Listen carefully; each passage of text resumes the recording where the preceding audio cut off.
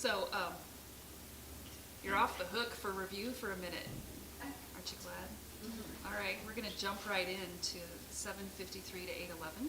So the passages we're going to cover today are they're basically two sections that are completely separated from each other, and part of the reasons for that is because this section we're going to look at first I don't think is original to John, but it does seem very much like an authentic event in Jesus' ministry, and so we're going to cover it and talk about it, and then we'll move on to chapter 9.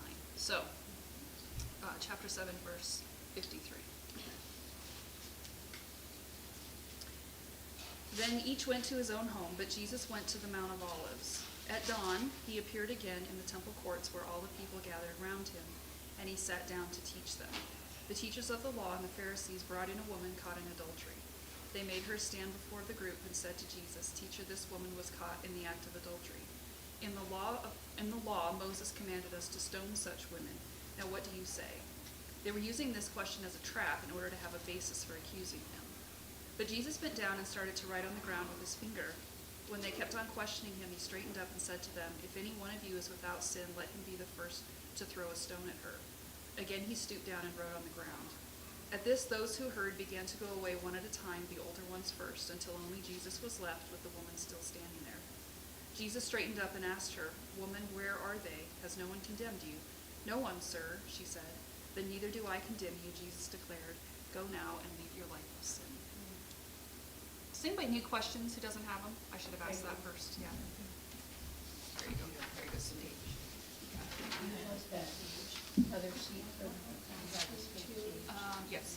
There you go. do I need to make a copy? No, it's not my last one. All right. So, what's the situation in the first part of this section? What are the religious leaders doing? Trying to find a way to trap him again. Yeah.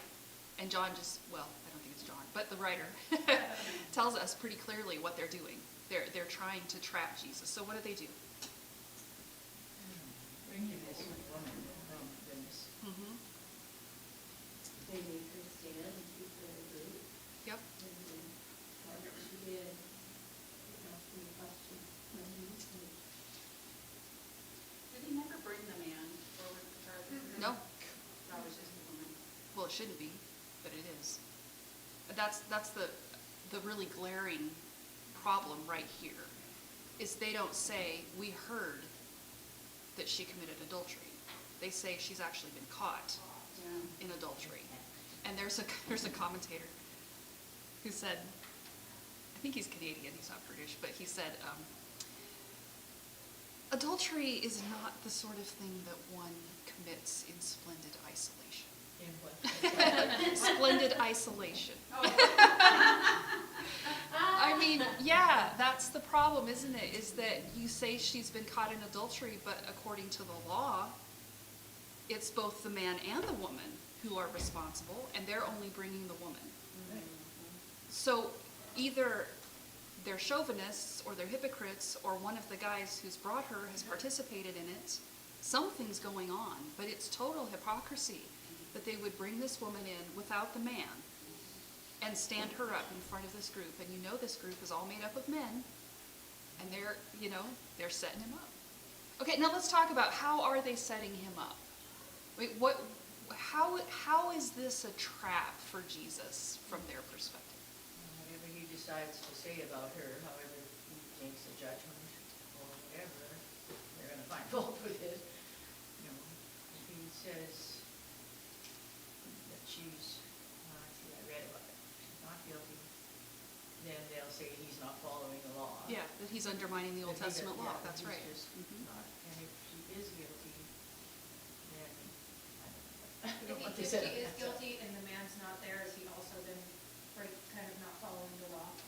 I don't think they would care so much about that, but I think, yes, he would Right, I be. didn't know if that was like Yeah. part of the trap. I think the thing with stoning her is that actually stoning people for adultery was pretty uncommon at this time. And if Jesus, what do you think is going to happen with the crowds of people, and particularly the kinds of people that Jesus keeps company with, if he says stone her? He has made part of his message is be kind, be compassionate.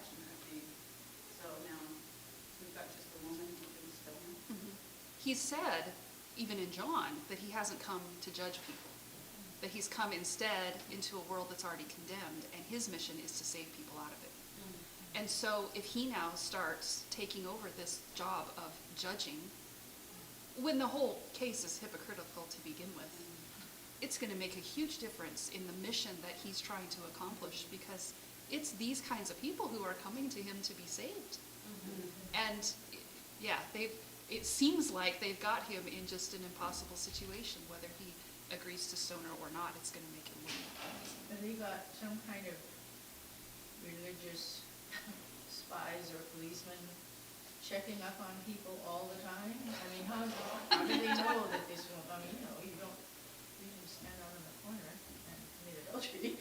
I mean, who was there that saw her in the act? That's right. And was it one of them? That's what I keep thinking is, was it one of the guys who's standing there? I don't know. But it just seems to me like that's, a real police state, if they can just go around and keep watching over everybody to make sure they're not breaking one of the 600 laws. Good grief, they've got so many to break. I'm sitting back here I'm sorry. writing down names, and I'm called a Pharisee. That's exactly what they're doing. Yeah. Barbara, that's exactly what they're doing. They're keeping, they're vindictive, ugly people, keeping tabs on one another and ready to turn, you turn somebody else in, it makes you look good because they're sinning and I'm not. Well, and don't we keep seeing that through John? It's about power. Yeah, it's a real power struggle. And that's the thing, too, that when they come to Jesus, looking like, on the surface, what they care about is keeping the law. What they're actually doing is using the law to keep power for themselves. And they do that over and over and over. They don't care about what's right. They don't care about what's just. They just care about keeping their own position. And they use the law to that end, even if the things that they're doing are contrary to the character of God. They just do it all the time. And they have a common enemy, which is you. That's right. And that trumps everything. Yeah, that's right. Now, how does Jesus respond? Let him who is without sin among you be the first to throw a stone at her. Well, yeah, he doesn't answer the question, right? He bends down and starts writing on the ground with his finger. And I mean, there's a whole lot of speculation about what he wrote on the ground. Maybe it's a bit of scripture. Maybe it's the names of the men. Maybe it's something else. I don't know. I guess if it were important, the author would have told us. But it's interesting that he's just kind of, it's almost like he said, you just wait a minute. And he just starts writing on the ground instead of answering them. And they just keep questioning him. You kind of get the sense that he's just waiting until they've just questioned themselves out. He's just going to let them talk. And then when he finally says something, he stands up and says, yeah, let any one of you who's without sin be the first to throw a stone at her. Now that's a very interesting thing to say, because he's going back to the law when he says that. So in the law, the witnesses of a crime were the ones who had to throw the first stones. So if you were going to accuse somebody of a capital crime, you had better be sure that you were right, because if they were convicted, if they were found guilty, you were the first to participate in executing them. And so the law says the witnesses are the ones to throw the first stones, but you can't be a participant in the crime itself. So, if you're a participant in it, you're going to get stoned too. I mean, that's the thing, is you can't be participating in that kind of sin. And I think that when Jesus says this, he's not saying, so whichever of you has sinless perfection, you throw the first stone. I think what he's saying is, if you witnessed her do it, then you better step up and be the first ones to throw a stone at her. But remember, you can't be someone who's committed the same sin. And so all these guys are standing there now on the spot. Nobody says anything. What do? So Slinking away. either they witnessed it, set it up, or they didn't witness it and couldn't throw the stone. Is that I'm trying to untangle. I think what Jesus is getting at is, if you yourselves did it, are not guilty of adultery. and maybe not just the one man. That's right. I think that's exactly what he's getting at, is it's not just, well, one of you participated in this. I think he's saying, okay, the witnesses need to step up and throw the stones, but you better be sure that you're not guilty of the same sin she is. He doesn't say that exactly, though. He says he's without sin, and I was taking that for generally. I mean, if you're a sinless person and you're so perfect, then you can throw a stone, but if you're not, then you better not throw any stones. Except that undermines what's in the law, which is you don't have to be perfect to participate in this. Okay. You just can't be part of this sin. The one that we're It's convicting this hypocrisy. person of. It's getting at the hypocrisy of it. This particular one that we're judging right now. That's you right. can't be That's a right. participant in that same sin. Yes. But then, of course, Barb, you can take that and work it out in the things that Jesus also says about judging people, can't you? Where he says, it's really easy for you to look at other people and assume your innocence. And then if you really, stand back and say, am I? Well, you have a log in your own eye when you're calling out somebody else's speck. So I don't think he's saying you have to be sinless to throw this first stone, but I do think he's saying you had better be really careful about judging other people the way that you're presuming to do, considering your own sin and how hypocritical you're being right now. Well, and Jesus' standard for adultery is way higher than the law. Yep. Because he says that even if you look on a woman That's right. with lustful intent, you have committed adultery with her. That's right. Which is like, Yep. so, I don't, I mean, he's coming at it from, a completely different, higher expectation. And they would have heard those messages, because those happened way back in 5, 6, and 7, right? So he would have already, even if they didn't agree with it, they would have heard what he said about sin in the heart, not the physical acts or whatever. Right? Yeah, he's getting at the double standard by just cutting right through all of that hypocrisy. And actually, putting the woman on the spot was not unusual. Men could get away with sexual sin a lot easier than women could. It's always been that way. And they did it, the Jewish community did it as well. They would do all kinds of things to penalize women for the same sins that the men were doing. And when Jesus, he doesn't get in a discussion with them about whether or not she's guilty. He just gets straight to the point, which is their hypocrisy. That's the issue that he wants to get at, and he just cuts through the double standard. And the obvious question is, well, then where's the man? If he's not here, then something's going on here where it's not about you guys wanting to keep the law. It's just about you setting her up, to set Jesus. And so for that, then, to them, she's just expendable. That's right. Like, even if they say, let's say the man that she was with, they knew, and he's not there, they're willing to kill this woman. Yep. Just to set Jesus up. Yeah. They're the shepherds of Israel. Right. And this is how they treat people. It's how they treat their Messiah. Yeah. All right. Now what's the outcome in 9 and 10? They meet one by one, the oldest first.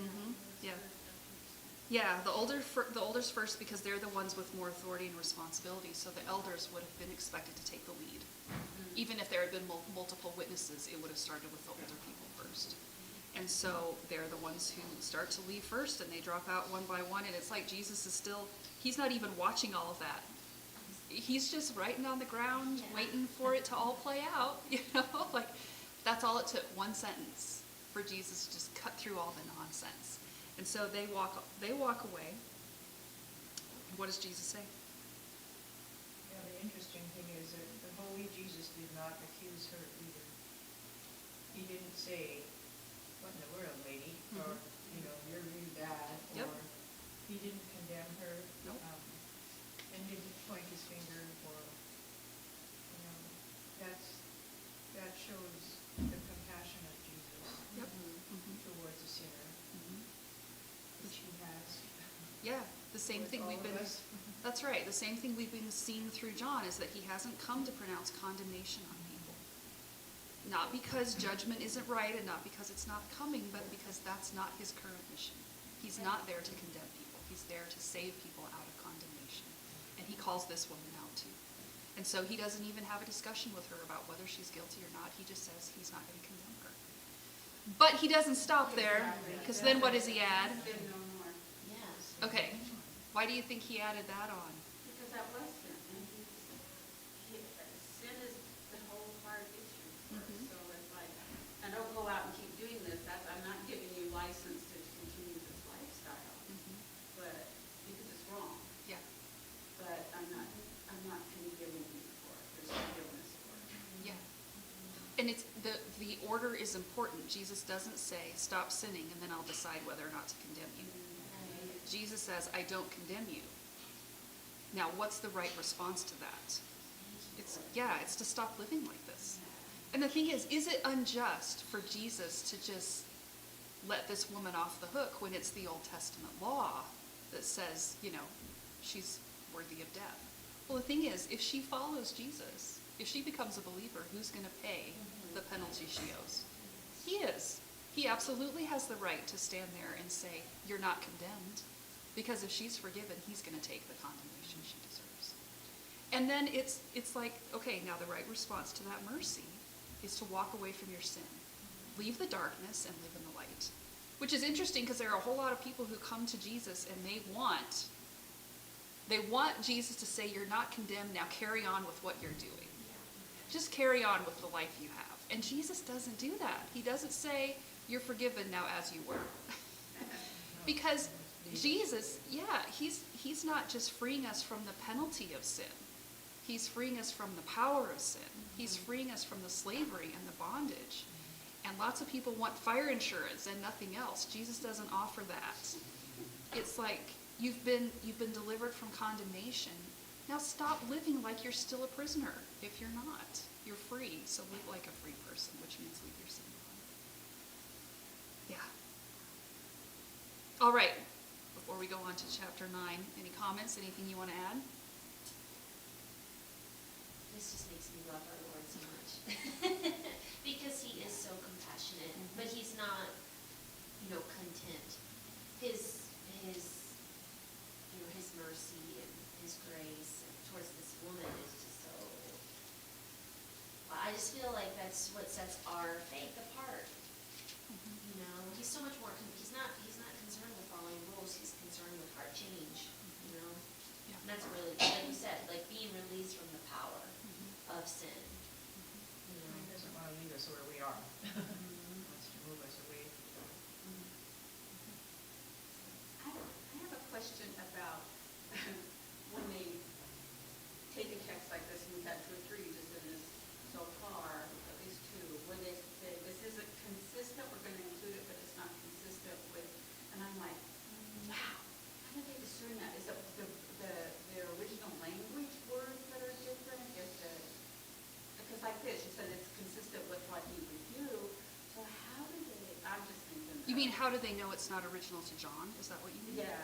Because it doesn't appear in any of the Greek manuscripts until about 3 centuries after John wrote his book. That's why. Yeah, mine says Yeah. the earliest manuscripts do not include this section. That's So why. it was probably like oral tradition or something that That's what I would it got guess. added in. That it got passed down as an authentic event that happened, and people passed it down until a scribe somewhere thought, we should just write this down and stuck it in. Yeah. Well, it's not listed in any other of the Gospels, is it? There's no. Well, in the manuscripts, it shows up in various places. So there's some manuscripts that have it later in John, and there's some that have it actually in Luke, which is very interesting. It seems like I couldn't find any cross references there to this. Well, because it's only, in our modern translation, it's only in this bit. Okay, I see. But there are places where it shows up in different sections of Scripture. And yet, isn't it interesting that I think this is one of the better known Bible events in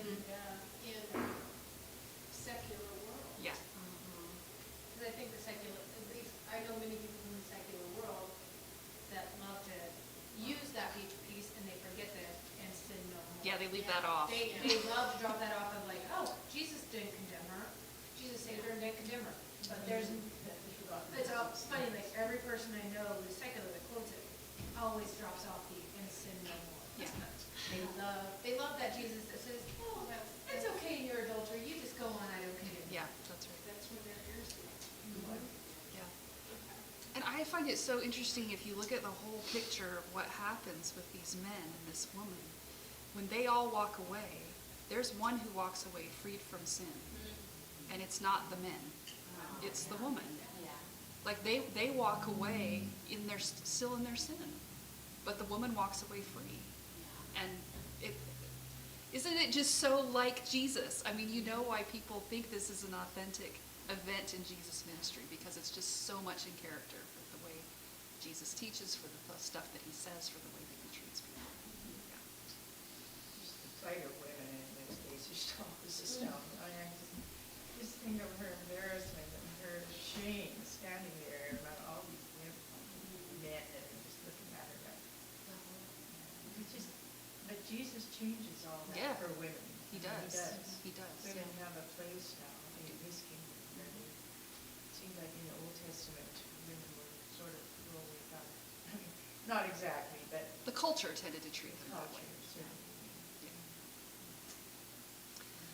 All right, now let's look at chapter 9, verses 1 to 12. So, big switch right here. Chapter 9, verse 1. As he went along, that being Jesus, he saw a man blind from birth. His disciples asked him, Rabbi, who sinned, this man or his parents, that he was born blind?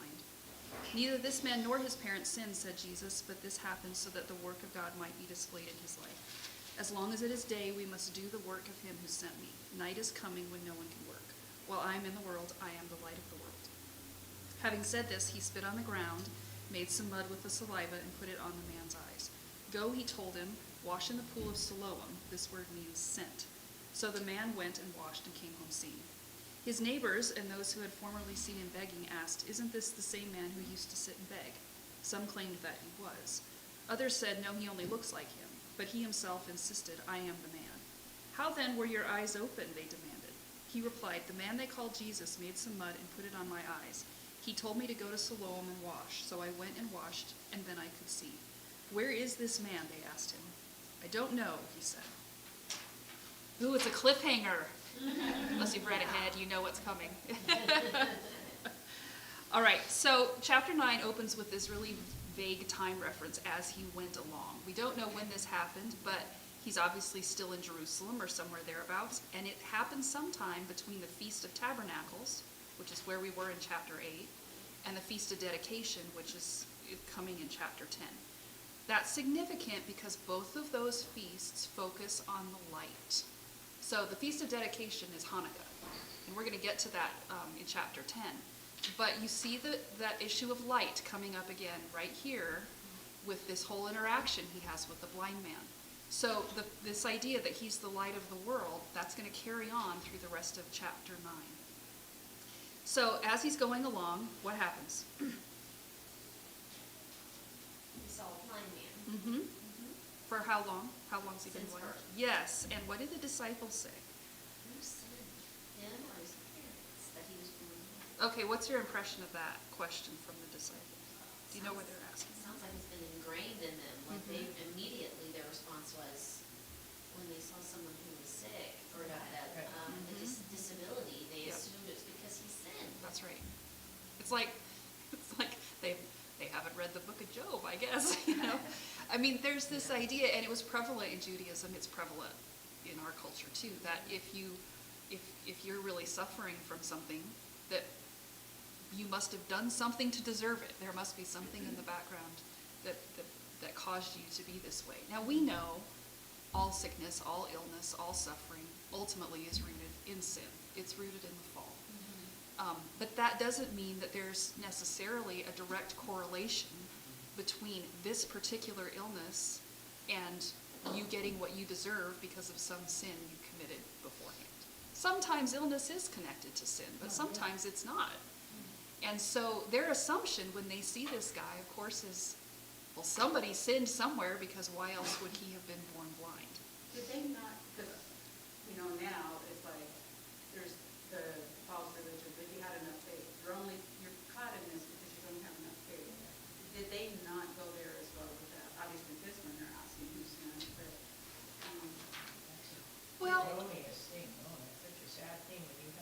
tell you that the reason you're suffering is because you don't. Or your love that child, person. or whatever is your lack of faith. Please don't tell me that. That's a Yeah. terrible thing for you to judge me about that.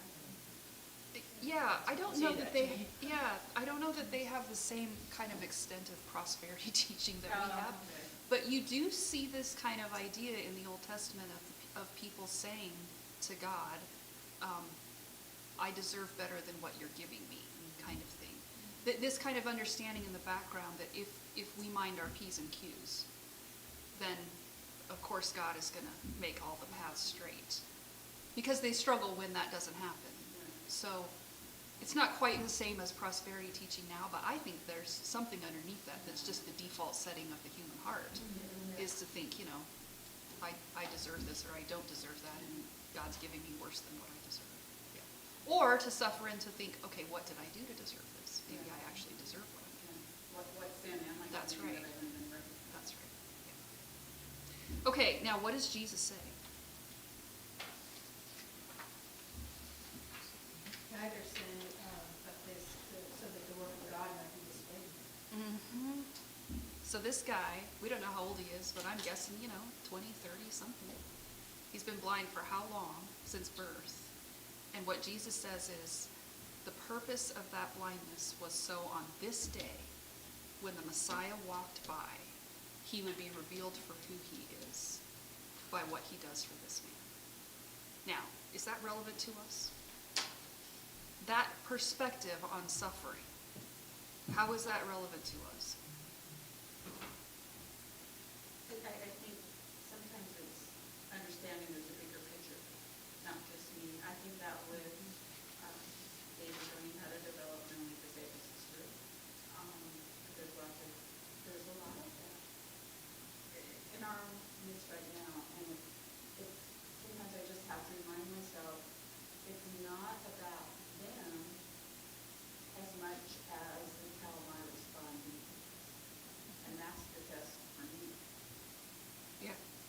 I mean, is it possible that the difficult things that we go through are not necessarily because we're getting what we deserve, but because God wants to reveal who he is through the things that he's going to do in the midst of that?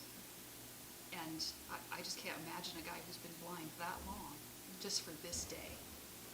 But it's going to be worth it. The outcome at the end of the story is totally going to be worth it. But yeah, to endure that kind of suffering because that's how Jesus is going to reveal himself. It's amazing. So they must have believed in original sin if they thought that this boy was born blind, because we believe in original sin. The baby is born with sin. Unfortunately, we give him blue eyes and red hair, but we also give him sin when we are born. But a baby doesn't do actual sin, so we couldn't have sinned in that way to have deserved being blind. Well, some people believed in original sin and some people didn't. Yeah. I mean, you see like David obviously does. But I think too that they say something like, well, maybe it's his parents' fault. Maybe he didn't sin. Maybe it was his parents who sinned. Maybe that's why he is the way he is. Yeah. Yeah, okay, I see. Yeah. So this man's blindness is going to serve God's revelation of himself through the Messiah. But Jesus doesn't end there. What does he say in 4 and 5? This is confusing. We must work the works of him who sent me while it is day, night is coming when no one can work as long as I am in the world and the light of the world. Okay, now when he talks about nighttime, what do you think he's talking about? When he says the night is coming. His crucifixion. The crucifixion. This is the hour of the crucifixion. Yeah, so while Jesus is in the world, he's the light of the world. It is an odd thing to say right here, but he's adding, I think, a spiritual dimension to this situation, a dimension that really has cosmic implications, because the daytime is the time that Jesus is with them up until the hour of his death. As long as his hour hasn't yet come, he continues to do the works of the Father. But night is coming, and by that, I think Jesus means when the crucifixion happens, the darkness is going to come and his ministry is going to be over. Now that doesn't mean there's going to be perpetual darkness from then on. I mean, we know what's coming after the resurrection and, the work of the Spirit and all that. But it is to say there's only a limited time for Jesus to do everything that the Father purposes for him to do. The light of the world is right now walking among the people, and the Father intends for him to not keep that light hidden but to make it known everywhere he goes. So all along the way, as he's walking around, as he's teaching people, as he's doing all this stuff, the Father has prepared works for him to do that reveal who he is. And right here is one of those works. It's not an accident that this blind man is on this road on this day when Jesus walks by. This is a work the Father has prepared for him to reveal that he's the light of the world. And so Jesus is going to take the opportunity to do this while he's there and while the people can see who he is and the kind of power that he has. And so the we that he uses there is referring to the Trinity? I think, well, it could be the Trinity. He and the Father? Yes. I think too, though, he's expecting the disciples to say, okay, we're part, even though they're not doing the miracle, they're participating in the work that he's doing. And it's like, you know, we're all in this together, so come on. Yeah. Now, one of the things that's really significant about this situation is the fact that the man's problem is blindness. So it could, you know, it could have been someone with a backache. It could have been someone with cancer or a broken arm or something. Why is it significant that the man is blind? That's right. Yeah. Because opening the eyes of the blind man is going to be a physical illustration that points to a spiritual reality. This whole scene opens with this focus on physical blindness and sight, but it's going to switch not too long after this in chapter 9 to focus on spiritual blindness and spiritual sight. Do you remember what happened with the invalid back in chapter 5? The guy that Jesus healed by the pool? Yeah. Remember what he did after he got healed? Yeah. And then did he convert? No, he threw Jesus under the bus. So when you know that background from chapter 5, the logical question here is like, okay, if this guy gets healed, is he going to do the same thing? What would it take for him to respond differently from the guy in chapter 5? And how's that going to happen? He has to have his blindness, not just his blindness, but his blindness sorted out. And that's what the whole chapter is really about. It's about spiritual blindness, not just physical blindness. So this miracle, it's a sign, but it's a sign that points to bigger spiritual things than just the fact that Jesus has the power to heal a guy who's blind. If he really is the ultimate light of the world, then, you know, can he open the eyes of people who are spiritually in the dark? So what does Jesus do next in 6 and 7? He made a mud pie. Well, a little one. Yeah. Just 2 little ones. Uh-huh. Keep going. Then what? Well, he put it on the man's eyes. Mixed it up with his own saliva. Yep. That's a lot of saliva. And then what? Say, go and wash. Yep. Okay, now there's a whole lot of speculation about why Jesus does it this way. Why he heals the man by putting mud on his eyes instead of just telling him to see. And honestly, no one really seems to know the reason, because it's not clear in the text, and I don't know either, but there are some really interesting details here that intrigue me.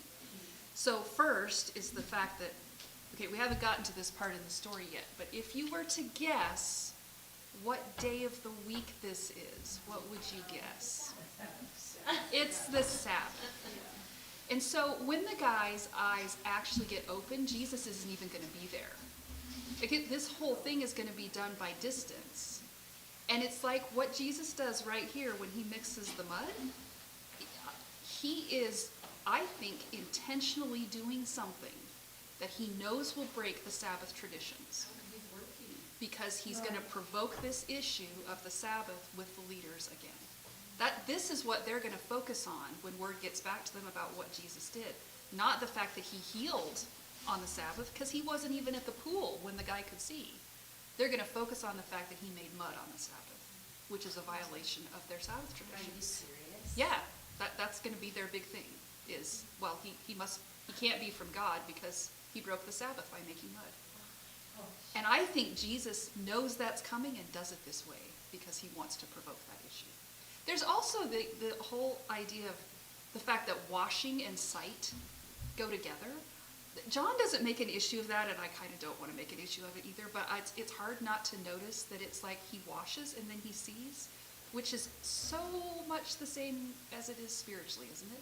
Like, it makes me think of that story with Naaman in 2 Kings, where he says, go wash and you'll be clean. And it's a spiritual transformation, not just a physical one. You kind of get a picture here of the same thing, is will the guy actually go wash?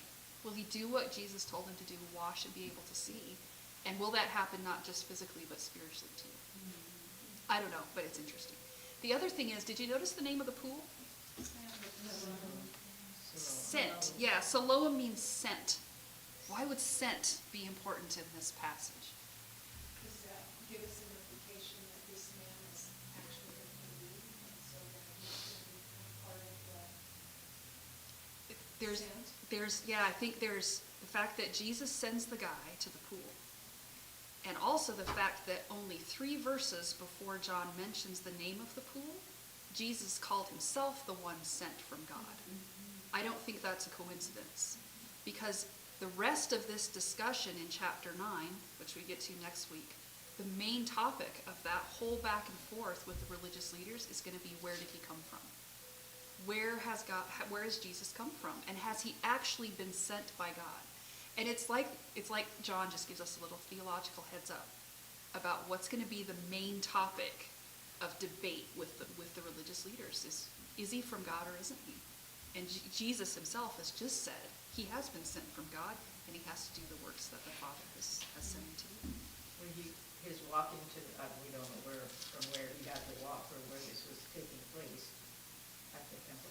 Was it near the temple? No. We don't know. We don't It know. doesn't No. make it clear. So I looked on this map that I have of the New Testament, Jerusalem, and the Siloam pool is south of the temple.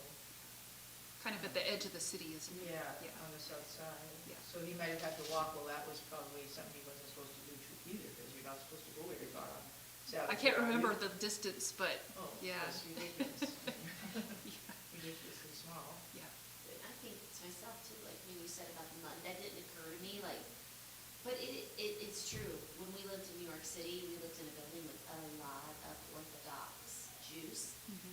And we had this running joke with the doorman, because on the Sabbath, they would not even push the button to go in the elevator and up to their apartment. Mhm. They made that poor man walk back there and push that button for them. Uh-huh. It's that ridiculous. Mhm. I know a man here in Lander who's grown up in Cheyenne, which probably has the most concentration of Jewish people in Wyoming. Mhm. And as a child, he was hired by some Jewish people to come in and turn their lights on. Yeah, or turn the oven on the night before, so that you didn't have to push a button That's on your for- oven. That's working. You wanna know weird funny things? Ovens that have the ability to set a timer for when the oven works was done so Jews set the timer that their oven would turn on. That was actually a creation made into Wow. our That's ovens, that crazy. you have an oven that you can set to delay start. The delay start feature was originally done, so that Orthodox Jews would not violate the Sabbath. Did you just feel the weight of being caught up by things that don't matter Yeah. and not seeing what's right in front of you? Which is exactly what's going to happen with the religious leaders too. That it's not the fact that Jesus opens his eyes, it's the fact that he made mud. That's the issue. Yeah. All right, so he makes this mud, puts it on the man's eyes, he goes and washes in the pool, and he comes home able to see. Obviously, it's not the mud or the water that heals him, it's the one sent by God as the light of the world, and he does it without even being there. Now, what's the reaction to the man's healing in 8 and 9?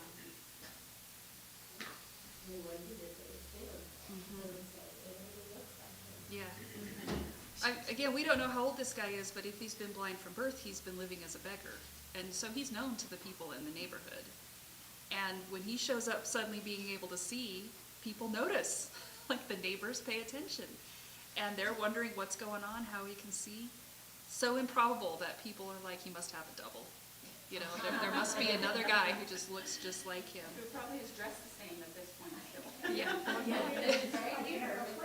Yeah. I don't understand why his parents weren't taking care of him. Why would his parents take why was he begging? He was pretty happy that age.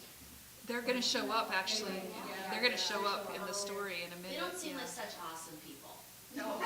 Did you read ahead? I did. They don't seem so great. Because they're like, he's on his own. Yeah. We don't know him. Yeah. Or the other guy. Yeah. Whatever his name is. Yeah. It tells you the control that they have. Here's your cute son, and you're like, ooh, I don't want to I'm get in more trouble with him. concerned with the Jewish leaders than I am with Yeah. celebrating the miracle of my son having a sight. Yeah. That says something. A lot. I don't know how Like I to explain said, it, so I'm let's just- Pharisee sitting Yeah. in the back row taking names. Uh-huh. Kept saying, everyone. Yeah. There's- Well, but, there's yeah, and the man's like, I'm the guy, yep. Yep. So what did the people say in 10? How did it happen? Yeah, they wanna know, how'd you get your sight How back? were your eyes open? What does he say? He just tells the story of what Jesus did, the man who is called Jesus. Because he hasn't seen him. When they meet up later, he's not gonna know who Jesus is because he hasn't actually seen him. He just knows this is what they call him and this is what he told him to do, and he went and did it and it worked. And yeah, he went and washed and now he can see him. And they're like, where is he? And of course the guy doesn't know because he doesn't even know what he looks like. How could he even find him again? He says, I don't know. I don't know where he is. It's interesting because Jesus is the light of the world. He's opened this man's eyes. But the obvious question is it a physical change only or is it a spiritual one too? He sees, but does he see? Does he see? Well, more on that next week. We didn't go that far. No. No. It tells about his parents. All right. Is it relevant to us? Yeah. Good. How? I mean, we are all like this man, we're blind. Mm-hmm. Unless we get spiritual sight, we are blind. And we haven't seen him, except we know him because he's taught us and has opened our eyes. Yeah.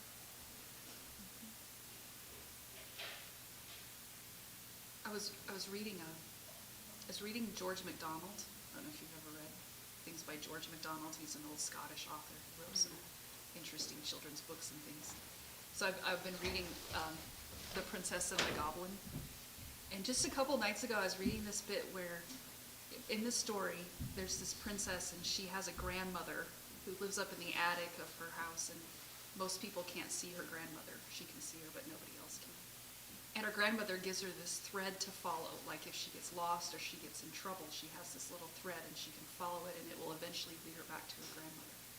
So she has all these troubles and she has a friend who gets in trouble and she goes and rescues him, and she follows the thread back to where her grandmother is. She brings this boy who's her friend in to meet her grandmother. And they're standing there in her grandmother's room and she's talking to her grandmother and he can't see her.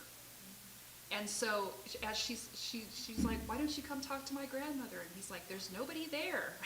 Like, there's nobody to talk to. You're just making it all up. And she's like, I'm not making it up. How can you not see it? And he said, how can you think there's something there when there isn't? And it's this back and forth that's very interesting because at some point her grandmother says to her, you're irritated at him because he won't believe you when you say you can see me. But you don't believe him when he tells you that he can't. And when I read that, I thought that's a really interesting way to put it, because I think sometimes in interactions with unbelievers, I kind of start to think, why can't you see it? I think you really can, you just don't want to, or are you just not trying hard enough? But what John tells us, all of Scripture tells us is, without God giving us sight, they can't see it. There's no point in getting irritated with people when they say, I can't see it, because they can't. And the only way to see it is to have Jesus open your eyes.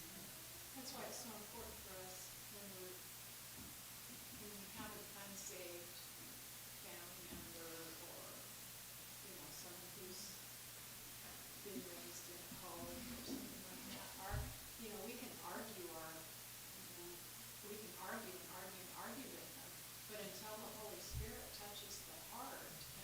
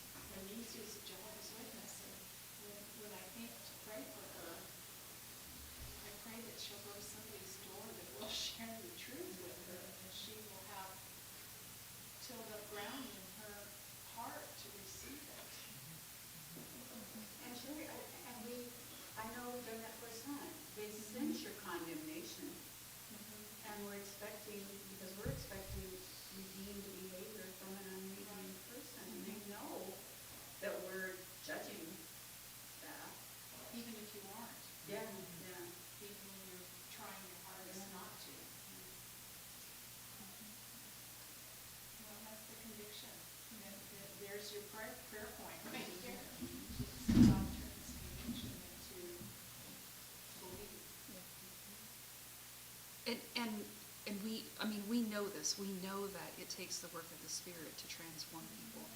But it's so easy to slip back into a way of thinking where it's like, if I could just present exactly the right argument, if they would just see this evidence, if I could just use exactly the right words, they would get it. But it's a work of the Spirit. He has to open people's eyes, and that should give us compassion toward people who can't see, instead of being irritated, which is kind of what I default to. Or disappointed. Yeah. All right, any last comments? Anything else?